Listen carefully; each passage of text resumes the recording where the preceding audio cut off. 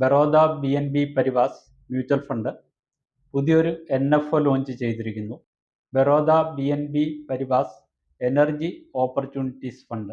ഈ NFO ജാനുവരി 21 മുതൽ ഫെബ്രുവരി 4 വരെയും ഓപ്പൺ ആയിരിക്കും. എനർജി ഓപ്പർച്യൂണിറ്റീസ് ഫണ്ട്, ഈ ഫണ്ടിൻ്റെ പേരിൽ നിന്ന് വളരെ വ്യക്തമാണ് ഏത് സെക്ടറിലുള്ള കമ്പനികളാണ് ഈ ഫണ്ട് ഇൻവെസ്റ്റ് ചെയ്യുന്നതെന്ന്. ഇതൊരു സെക്ടർ സ്പെസിഫിക് തീമാറ്റിക് ഫണ്ടാണ്. എനർജി റിലേറ്റഡ് ആയിട്ട് ഡീൽ ചെയ്യുന്ന കമ്പനികളുടെ സ്റ്റോക്കുകളിൽ ഇൻവെസ്റ്റ് ചെയ്ത് അതിൽ നിന്ന് നല്ലൊരു ക്യാപിറ്റൽ അപ്രീസിയേഷൻ അല്ലെങ്കിൽ ഗെയിൻ നേടിക്കൊടുക്കുക എന്നതാണ് ഈ ഫണ്ടിൻ്റെ ബേസിക് ആയിട്ടുള്ള ഇൻവെസ്റ്റ്മെൻറ്റ് ഒബ്ജക്റ്റീവ്. ഈ ഫണ്ടിൽ നിന്ന് കളക്ട് ചെയ്യുന്ന എമൗണ്ടിൻ്റെ 80% ഇതേപോലെ എനർജി റിലേറ്റഡ് ആയിട്ടുള്ള സ്റ്റോക്കുകളിലാണ് നിക്ഷേപം നടത്തുന്നത്. ബേസിക്കലി ഈ ഫണ്ട് എയിം ചെയ്യുന്നത് പവർ സെക്ടറിൽ തന്നെ പല കാറ്റഗറിയിൽ ഓപ്പറേറ്റ് ചെയ്യുന്ന കമ്പനികൾ, അതായത് extraction, production, generation, transmission, distribution, energy transition എന്നിങ്ങനെ വിവിധ മേഖലകളിൽ ഓപ്പറേറ്റ് ചെയ്യുന്ന കമ്പനികളുടെ സ്റ്റോക്കുകളിലാണ് ഈ ഫണ്ട് നിക്ഷേപം നടത്തുവാനായിട്ട് ഉദ്ദേശിക്കുന്നത്. ആ കാറ്റഗറിയിൽ mining and oil exploration companies ഉണ്ടാവാം, ഓയിൽ റിഫൈനിങ് കമ്പനീസ്, അതേപോലെ തന്നെ എനർജി ജനറേറ്റിംഗ് കമ്പനീസ് ഉണ്ടാവാം, പവർ ട്രാൻസ്മിഷൻ കമ്പനീസ്, അതേപോലെ ഗ്യാസ് ഡിസ്ട്രിബ്യൂഷൻ കമ്പനികളുണ്ടാവാം, ഓയിൽ മാർക്കറ്റിംഗ്, പവർ ഡിസ്ട്രിബ്യൂഷൻ, അതേപോലെ ഗ്യാസ് ഡിസ്ട്രിബ്യൂഷൻ കമ്പനികൾ, റിന്യൂവൽ എനർജി, കൺവെൻഷണൽ ആയിട്ടുള്ള എനർജി, അതേപോലെ തന്നെ റിന്യൂവൽ എനർജി ട്രാൻസ്മിഷൻ ആയിട്ട് ഡീൽ ചെയ്യുന്ന കമ്പനികൾ ഉണ്ടാവാം. ഈ ഫണ്ട് ബെഞ്ച്മാർക്ക് ചെയ്യുന്നത് നിഫ്റ്റി എനർജി ടോട്ടൽ റിട്ടേൺ ഇൻഡെക്സിനെയാണ്. ഇതിൽ മിനിമം ഇൻവെസ്റ്റ്മെൻറ്റ് 1000 രൂപയും 1000 രൂപയ്ക്ക് മുകളിലേക്ക് 1 രൂപയുടെ മൾട്ടിപ്പിൾസ് ആയിട്ടും നിങ്ങൾക്ക് നിക്ഷേപങ്ങൾ നടത്താം. ഈ ഫണ്ടിൽ നിന്ന് ഒരു വർഷത്തിന് മുന്നേ 10% കൂടുതൽ നിങ്ങളുടെ നിക്ഷേപങ്ങൾ പിൻവലിച്ചാൽ 1% റിഡംഷൻ ഫീസ് ആപ്ലിക്കബിൾ ആണ്. നിങ്ങൾ SIP റൂട്ടിലാണ് നിക്ഷേപം നടത്തുന്നതെങ്കിൽ ഡെയിലി, വീക്കിലി അല്ലെങ്കിൽ മന്ത്ലി SIP എമൗണ്ട് മിനിമം 500 രൂപയും ക്വാർട്ടർലി ബേസിസിലാണെങ്കിൽ മിനിമം SIP എമൗണ്ട് 1500 രൂപയുമാണ്. ഏകദേശം 40 കമ്പനികളാണ് ഈ ഇൻഡെക്സിൽ ഉൾപ്പെടുത്തിയിട്ടുള്ളത്. NSE energy total return index കഴിഞ്ഞ 5 വർഷത്തിൽ ഏകദേശം 19.68%, ഒരു വർഷത്തിൽ 6.5% റിട്ടേൺസ് ജനറേറ്റ് ചെയ്തിട്ടുണ്ട്. ഈ ഇൻഡെക്സിൻ്റെ സിൻസ് ഇൻസെപ്ഷൻ റിട്ടേൺ ഏകദേശം 18.66%. ഈ ഇൻഡെക്സിൽ ഉൾപ്പെടുത്തിയിരിക്കുന്ന മേജർ 10 കമ്പനികൾ എന്ന് പറയുന്നത് റിലയൻസ് ഇൻഡസ്ട്രീസിൻ്റെ വെയിറ്റേജ് ഏകദേശം 10%, ONGC 9%, coal India, NTPC, power grid corporation, Suzlon energy, GAIL, Siemens, CG power and industrial solutions, Tata power company limited. ഈ ഇൻഡെക്സിൽ ഉൾപ്പെടുത്തിയിരിക്കുന്ന മേജർ 10 കമ്പനികളുടെ പേരാണ് ഞാനിവിടെ പറഞ്ഞത്. ഇതിനുപരിയായിട്ട് 30 കമ്പനികൾ വേറെയുമുണ്ട്. ഇന്ന് ഇന്ത്യയെ സംബന്ധിച്ചിടത്തോളം ഈ പറയുന്ന കമ്പനികളെല്ലാം നമുക്ക് ഫെമിലിയർ ആയിട്ടുള്ള കമ്പനികളാണ്, അതോടൊപ്പം തന്നെ ബ്ലൂ ചിപ്പ് കമ്പനികളുമാണ്. ഞാൻ ഈ പറഞ്ഞ പേരുകൾക്കുപരിയായിട്ട് മറ്റു 30 കമ്പനികൾ കൂടി ഈ ഇൻഡെക്സിൽ ഉൾപ്പെടുത്തിയിട്ടുണ്ട്.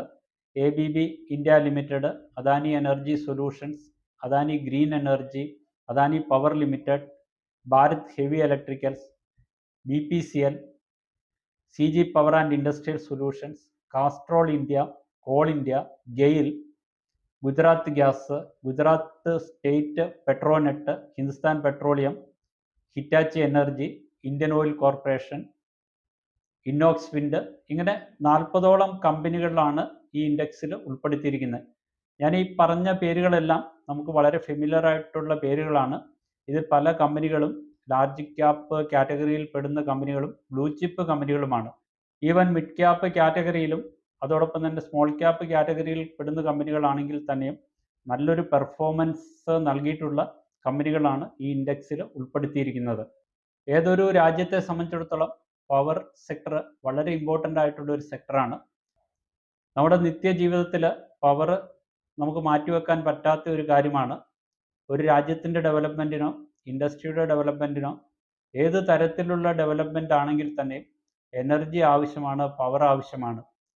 പല രീതിയിൽ പവർ ജനറേറ്റ് ചെയ്യുന്നുണ്ട്. അത് കോളാകാം, ക്രൂഡ് ഓയിൽ ആകാം, ഗ്യാസ് ആകാം, ന്യൂക്ലിയർ പവർ സ്റ്റേഷൻസ് ആകാം. അതിനോടൊപ്പം തന്നെ solar, wind, hydro, hydrogen, geothermal എന്നിങ്ങനെ പല സെക്ടറുകളിലും അല്ലെ പല കാറ്റഗറിയിലുമുള്ള കമ്പനികൾ പവർ ജനറേറ്റ് ചെയ്യുന്നുണ്ട്, പവർ ട്രാൻസ്മിഷൻ ചെയ്യുന്നുണ്ട്. ഈ പവർ റിലേറ്റഡ് ആയിട്ടുള്ള കമ്പനികളെ സപ്പോർട്ട് ചെയ്യുന്നതിന് ഒട്ടനവധി കമ്പനികൾ ഇന്ന് നമ്മുടെ ഇന്ത്യയിൽ നിലവിലുണ്ട്. ഈ ഫണ്ട് എയിം ചെയ്യുന്നത് ഇങ്ങനെ പവർ ജനറേഷനുമായിട്ട് ബന്ധപ്പെട്ട കമ്പനികളുടെ, അതായത് സെലക്റ്റഡ് ആയിട്ടുള്ള കമ്പനികളുടെ ഷെയറുകളിൽ നിക്ഷേപം നടത്തി ഈ ഫണ്ടിൻ്റെ യൂണിറ്റ് ഹോൾഡേഴ്സിന് ഒരു ഗെയിൻ ഉണ്ടാക്കി കൊടുക്കുക എന്നതാണ് ഈ ഫണ്ട് ബേസിക്കായിട്ട് എയിം ചെയ്യുന്നത്. ഞാൻ ആദ്യമേ പറഞ്ഞതുപോലെ തന്നെ ഇതൊരു തീമാറ്റിക് ഫണ്ടാണ്. പവർ റിലേറ്റഡ് ആയിട്ടുള്ള കമ്പനികളിൽ മാത്രമാണ് ഈ ഫണ്ട് ഇൻവെസ്റ്റ് ചെയ്യുകയുള്ളൂ. ഇതൊരു സെക്ടർ സ്പെസിഫിക് ഫണ്ട് ആണെങ്കിൽ തന്നെയും ഇതൊരു ഡൈവേഴ്സിഫൈഡ് ആയിട്ടുള്ള ഒരു ഫണ്ടിൻ്റെ മോഡലിലാണ് ഇത് ഓപ്പറേറ്റ് ചെയ്യാൻ പോകുന്നത്. ഓരോ ദിവസവും മുന്നോട്ട് പോകുമ്പോൾ നമുക്ക് പവറിൻ്റെ കൺസംഷൻ കൂടിക്കൊണ്ട് വരികയാണ്.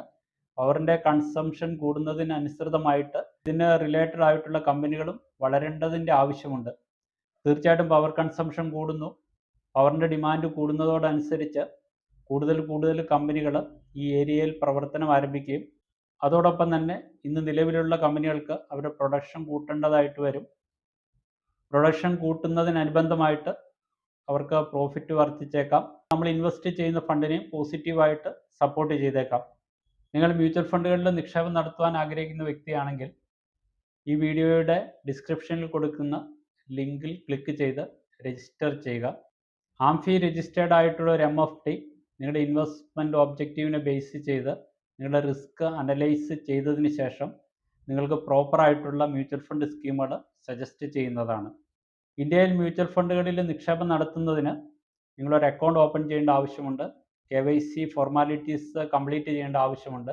തികച്ചും ഓൺലൈനായിട്ട് യാതൊരുവിധ പേപ്പർ വർക്കും കൂടാതെ എത്രയും പെട്ടെന്ന് മ്യൂച്വൽ ഫണ്ട് അക്കൗണ്ടുകൾ ഓപ്പൺ ചെയ്യുന്നതിനും KYC ഫോർമാലിറ്റീസ് കംപ്ലീറ്റ് ചെയ്യുന്നതിനും ഡിസ്ക്രിപ്ഷൻ ബോക്സിൽ കൊടുത്തിരിക്കുന്ന ലിങ്കിൽ ക്ലിക്ക് ചെയ്ത് രജിസ്റ്റർ ചെയ്യുക.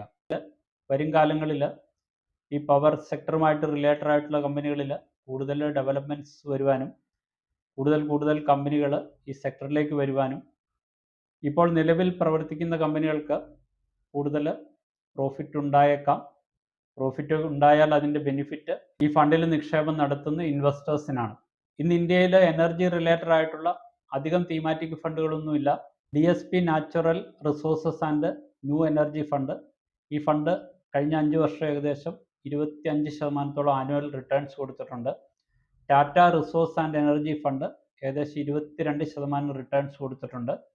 ICICI prudential energy opportunities fund, SBI energy opportunities fund, ഇത് ഈ ഫണ്ടിൽ നിക്ഷേപം നടത്തുന്നതിനുള്ള ഒരു ഇൻവെസ്റ്റ്മെൻറ്റ് അഡ്വൈസ് അല്ല, ഇതൊരു തീമാറ്റിക് ഫണ്ടാണ്. സാധാരണ ഡൈവേഴ്സിഫൈഡ് ആയിട്ടുള്ള ഇക്വിറ്റി ഫണ്ടുകളെ കമ്പയർ ചെയ്ത് നോക്കുമ്പോൾ ഈ ഫണ്ടിൽ ഇൻവെസ്റ്റ് ചെയ്യുമ്പോഴുള്ള റിസ്ക് കൂടുതലാണ്.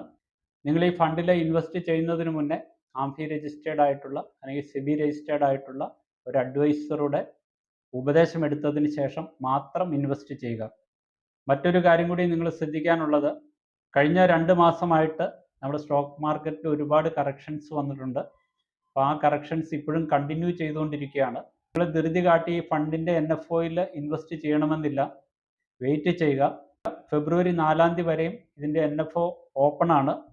ഈ ഫണ്ടിൻ്റെ NFO പീരീഡിൽ മാർക്കറ്റ് കറക്ഷൻസ് കണ്ടിന്യൂ ചെയ്യുകയാണെങ്കിൽ നിങ്ങൾ ഇൻവെസ്റ്റ് ചെയ്യാനായിട്ട് വെയിറ്റ് ചെയ്യുക. ചിലപ്പോൾ ഈ ഫണ്ട് റീഓപ്പൺ ചെയ്ത് കഴിയുമ്പോൾ 10 രൂപയ്ക്ക് താഴെ NAVയിൽ നിങ്ങൾക്ക് ഇതിൻ്റെ യൂണിറ്റുകൾ വാങ്ങാനായിട്ട് സാധിക്കും. പവർ സെക്ടർ ഫ്യൂച്ചറിലേക്ക് പ്രോമിസിംഗ് ആയിട്ടുള്ള ഒരു സെക്ടറാണ്. ഈ ഫണ്ടിൽ നിക്ഷേപം നടത്തുവാനായിട്ട് ആഗ്രഹിക്കുന്ന ഇൻവെസ്റ്റേഴ്സ് ദീർഘകാലത്തേന് നിക്ഷേപം നടത്തുവാൻ താല്പര്യമുണ്ടെങ്കിൽ മാത്രമാണ് നിക്ഷേപം നടത്താവുള്ളൂ. കാരണം ഇതൊരു തീമാറ്റിക് ഫണ്ടും അതോടൊപ്പം തന്നെ ഷോർട്ട് ടൈമിലേക്ക് ഷെയർ മാർക്കറ്റിലുള്ള ഇൻവെസ്റ്റ്മെൻറ്റോ അല്ലെങ്കിൽ ഇക്വിറ്റി റിലേറ്റഡ് ആയിട്ടുള്ള ഇൻസ്ട്രുമെൻറ്റുകളിലുള്ള നിക്ഷേപങ്ങളോ അഡ്വൈസബിൾ അല്ല. ഇതേപോലെ ഉപകാരപ്രദമായിട്ടുള്ള 1200ഓളം വീഡിയോസ് ഈ യൂട്യൂബ് ചാനലിൽ പോസ്റ്റ് ചെയ്തിട്ടുണ്ട്. ഈ ചാനലിൽ പോസ്റ്റ് ചെയ്യുന്ന വീഡിയോകൾ യഥാസമയം നിങ്ങളിൽ എത്തണമെങ്കിൽ ഈ ചാനൽ സബ്സ്ക്രൈബ് ചെയ്യുക, ഈ വീഡിയോ ലൈക്ക് ചെയ്യുകയും മറ്റുള്ളവരുടെ അറിവിലേക്ക് വേണ്ടി ഷെയർ ചെയ്യുകയും ചെയ്യുക.